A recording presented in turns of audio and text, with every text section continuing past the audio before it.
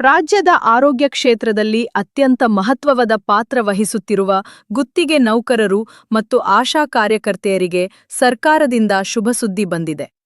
ಕಳೆದ 2 ತಿಂಗಳಿಂದ ಸ್ಥಗಿತಗೊಂಡಿದ್ದ ವೇತನ ಮತ್ತು ಪ್ರೋತ್ಸಾಹಧನ ಬಿಡುಗಡೆಗೆ ರಾಜ್ಯ ಸರ್ಕಾರ ಚಾಲನೆ ನೀಡಿದೆ.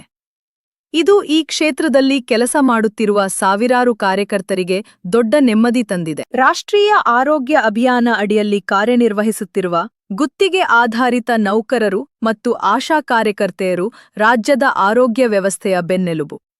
ಗ್ರಾಮೀಣ ಪ್ರದೇಶಗಳಲ್ಲಿ ಮಹಿಳೆಯರ ಆರೋಗ್ಯ, ಮಕ್ಕಳ ಲಸಿಕೆ, ಮಾತೃಶಿಶು ಆರೋಗ್ಯ, ರೋಗ ನಿಯಂತ್ರಣ ಮುಂತಾದ ಕಾರ್ಯಕ್ರಮಗಳಲ್ಲಿ ಆಶಾ ಕಾರ್ಯಕರ್ತೆಯರು ನಿರಂತರವಾಗಿ ಶ್ರಮಿಸುತ್ತಾರೆ.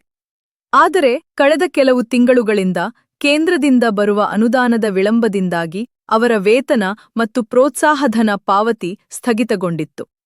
ಇದರಿಂದ ಅನೇಕರು ಆರ್ಥಿಕ ತೊಂದರೆಗಳನ್ನು ಎದುರಿಸಿದ್ದರು. ಈಗ ಆರೋಗ್ಯ ಸಚಿವ ದಿನೇಶ್ ಗುಂಡೂರಾವ್ ಅವರು ನೀಡಿರುವ ಮಾಹಿತಿಯ ಪ್ರಕಾರ ಕೇಂದ್ರ ಸರ್ಕಾರದಿಂದ ಲಭ್ಯವಾದ 175 ಕೋಟಿ ರೂಪಾಯಿ ಅನುದಾನವನ್ನ ರಾಜ್ಯ ಸರ್ಕಾರ ಈಗಾಗಲೇ ಜಿಲ್ಲೆಗಳಿಗೆ ವರ್ಗಾಯಿಸುವ ಪ್ರಕ್ರಿಯೆ ಆರಂಭಿಸಿದೆ.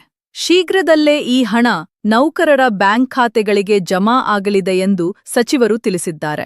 ಶೀಘ್ರದಲ್ಲೇ ಈ ಹಣ ನೌಕರರ ಬ್ಯಾಂಕ್ ಖಾತೆಗಳಿಗೆ ಜಮಾ ಆಗಲಿದೆ ಎಂದು ಸಚಿವರು ತಿಳಿಸಿದ್ದಾರೆ. ಕೇಂದ್ರ ರಾಜ್ಯ ಸರ್ಕಾರಗಳ ನಡುವಿನ ಅನುದಾನ ವಿತರಣೆಯಲ್ಲಿ ಕೆಲವೊಮ್ಮೆ ವಿಳಂಬವಾಗುವುದು ಸಹಜ.